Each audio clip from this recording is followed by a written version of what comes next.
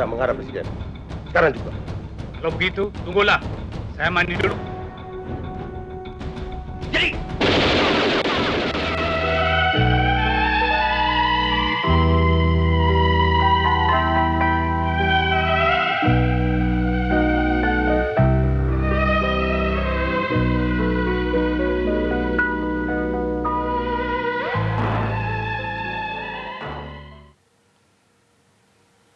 Selamat malam pemirsa, Meja Bundar kembali hadir untuk Anda malam hari ini bersama saya Feni Anastasia. Pemirsa, hari ini tanggal 1 Oktober 2015 kita diingatkan kembali kepada peristiwa yang terjadi pada 50 tahun silam. Peristiwa yaitu tragedi kemanusiaan yang menorehkan catatan kelam bagi sejarah Indonesia. Tentu tidaklah mudah bagi orang-orang yang saat ini masih hidup dan pernah menjadi korban dalam peristiwa tersebut. Namun malam hari ini saya akan berbincang dengan beberapa narasumber yang merupakan korban dari peristiwa tersebut. Ada salah satunya adalah Ibu Nani Nurrahman Sutoyo, yaitu putri dari Maijen Anumerta Sutoyo Siswo Miharjo. Selamat malam Ibu Nani. Malam. Terima kasih sudah bersama kami. Dan juga ada Ibu Deborah Sumini. Selamat malam Ibu Sumini. Terima kasih sudah bersama kami. Ibu Sumini ini dulu pernah ditahan begitu Bu ya. Sebagai dan pernah menyandang juga cap ekstapel begitu Bu. Tentu tidak mudah untuk menjalani kehidupan setelah itu. Nanti kami akan berbincang dengan dua narasumber saya. Namun saya akan ajak Anda untuk melihat liputan berikut ini.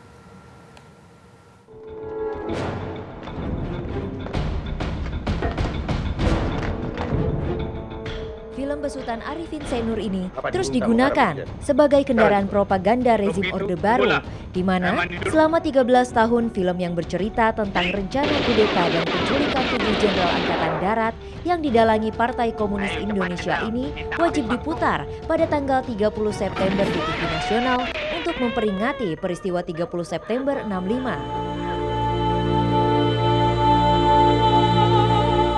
30 September 1965 menjadi salah satu episode kelam negeri ini.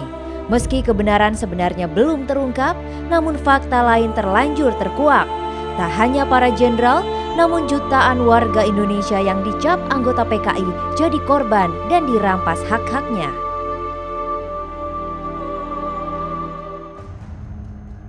(14 Agustus 2015) di hadapan parlemen, Presiden Joko Widodo dalam pidato kenegaraannya berjanji akan mengambil langkah bijak bagi berbagai pelanggaran HAM berat yang pernah terjadi di Indonesia. Pemerintah sedang berusaha mencari jalan keluar paling bijaksana dan mulia untuk menyelesaikan kasus-kasus pelanggaran HAM di tanah air. Pemerintah menginginkan ada rekonsiliasi nasional sehingga generasi mendatang tidak terus memikul beban sejarah masa lalu. Meski menitik beratkan pada rekonsiliasi nasional untuk berbagai pelanggaran HAM yang terjadi di Indonesia, namun isu Presiden Jokowi meminta maaf terhadap korban PKI sempat mencuat. Isu yang penuh kontroversi ini pun mengundang reaksi pro dan kontra. Ketika dia bilang bahwa akan melakukan rekonsiliasi nasional itu kerangkanya seperti apa? Karena ini terkait dengan kasus-kasus pelanggaran HAM yang berat. Kasus-kasus pelanggaran HAM yang berat itu ada sejumlah kewajiban negara terhadap publik dan juga terhadap korban dan keluarganya. Masa negara minta maaf pada pemberontak? Bung Karno tidak pernah minta maaf kepada pemberontak PRRI atau Permesta. Jadi dengan demikian masa negara minta maaf? Sadar menimbulkan kegaduhan, kemarin Rabu 30 September 2015, Presiden kembali menegaskan tak akan minta maaf pada partai berlambang palu arit ini. Kini, setengah abad sudah peristiwa G30 September berlalu. Solusi dinanti agar generasi mendatang tak lagi memikul beban sejarah masa lalu dan bisa menatap masa depan yang lebih baik.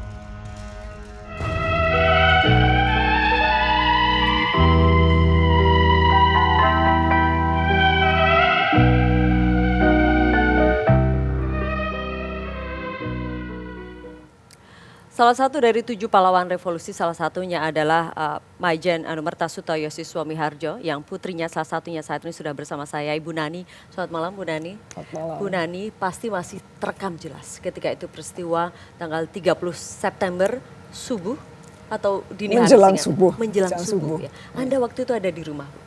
Saya kebetulan ada di rumah karena sebenarnya sudah 2 minggu saya tidak berada di rumah karena rumah sedang dibongkar. Kami bertiga bersaudara dan saya satu-satunya perempuan. Jadi bapak itu mau menambah 1 kamar tidur lagi dan karena perombakannya itu juga cukup besar, maka saya selama 2 minggu itu ada di rumah adiknya bapak di daerah Cikini. Tetapi entah kenapa pada hari itu saya kepingin pulang, gitu. Jadi saya pulang sekolah itu masih siang hari.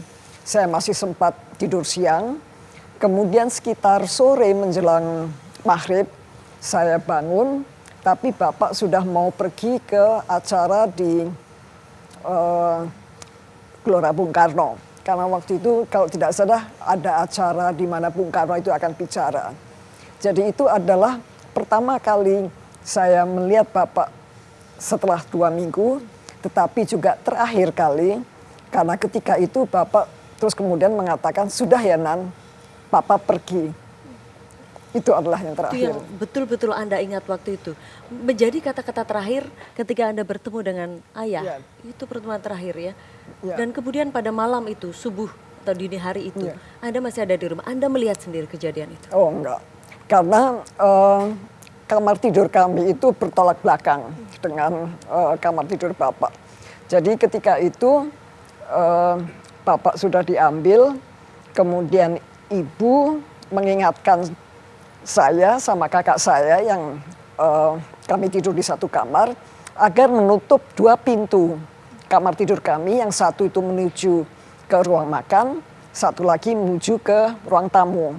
Saya menutup pintu yang ke ruang tamu dan menguncinya. Begitu selesai mengunci, saya mundur, pas waktu itu ada bayonet masuk. Jadi dalam hal itu ya saya terhindar. Itu. Terus kemudian ya kakak saya mengunci pintu yang satu lagi. Terus kemudian saya bersembunyi di bawah kolong tempat tidur. Karena suara-suara dari sepatu bot tentara dan juga kemudian penghancuran semua barang-barang kami di sekitar rumah itu terdengar begitu keras sehingga cukup mendebarkan dan menakutkan itu. Jadi makanya kemudian saya bersembunyi di bawah kolong tempat tidur sampai selesai. Gitu. Ini tentu kondisi yang tidak biasa dan mungkin tidak pernah terjadi di rumah Anda. Anda masih terekam. Ya, siapa yang mempunyai pemikiran bahwa hal itu bisa terjadi, itu kan sesuatu yang tidak normal, tidak wajar. Iya. Gitu. Namun masih betul-betul terekam ketika itu kondisinya. Mungkin Anda masih merekam perbincangan apa yang ada, ayah mengatakan tidak, apa waktu itu. tidak. Adakah seperti itu? Enggak, karena ya seperti yang saya katakan tadi, bapak itu pulang kantor mungkin sore hari dan kemudian mandi, ganti baju untuk kemudian pergi ke Senayan itu. Sementara saya bangun tidur. Jadi itulah yang pertama kali setelah 2 minggu tidak ketemu, tapi juga yang merupakan yang terakhir kali. Jadi yang Anda dengar waktu itu hanya derap sepatu tentara, kemudian adanya barang-barang yang dirusak, tidak ada sama sekali perbincangan apapun atau meminta. Oh enggak, tidak sempat karena dalam hal ini kan mereka yang datang menculik itu menggedor pintu depan dan kemudian meminta bapak untuk segera keluar karena dikatakan dipanggil presiden. Bapak sendiri tidak sempat berganti baju, hanya memakai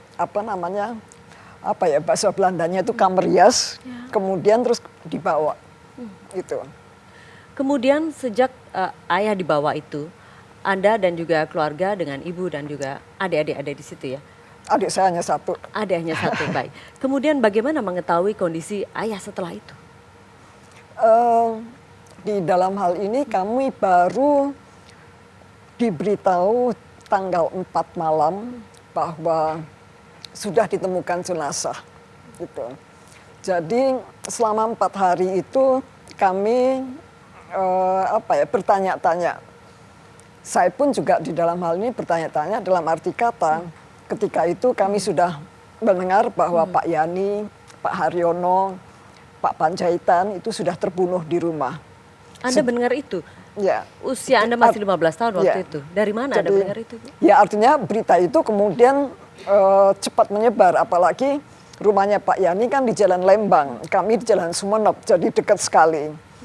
Nah, mendengar bahwa beliau-beliau itu telah gugur, saya hanya bertanya-tanya, apa yang dilakukan para tentara yang menculik Bapak itu ketika dibawa ke lubang buaya? Dan sampai pada akhirnya ditemukan jenazahnya di dalam sumur. Artinya apakah Bapak itu disiksa? Apakah Bapak itu mengalami kekerasan dan sebagainya? Pertanyaan-pertanyaan itu selalu muncul dalam arti kata, lalu bagaimana sikap dan reaksi Bapak? Maaf, bukan saya berarti meinikan, tetapi dengan seperti Pak Yani, Pak Haryono dan Pak Panjaitan, dengan ditembak di rumah, itu sudah bisalah kita mempunyai perkiraan bahwa di dalam hal ini kemungkinan untuk tetap hidup itu kecil. Tetapi bagi mereka, bapak saya, Pak Prapto dan kemudian Pak Parman yang sempat diculik hidup-hidup, itu yang kemudian menjadi pertanyaan, apa yang terjadi selama perjalanan dari rumah ke lubang buaya. Dan Anda mencoba untuk mencari tahu jawabannya. Anda sudah tahu belum sampai sekarang? Sampai sekarang nggak tahu. Nggak tahu apa yang terjadi. Nggak tahu. Ya. Ibu Anda waktu itu ada selalu untuk mendampingi Anda tentunya. Bagaimana kemudian menguatkan anak-anaknya dan bagaimana menjelaskan itu? Nanti saya ingin dengar dari Anda, Bu Nani, dan juga Bu Sumini pasti memiliki cerita yang lebih panjang juga. Nanti kita lanjutkan di segmen berikutnya, Ibu. Tetap bersama kami di Meja Bundar.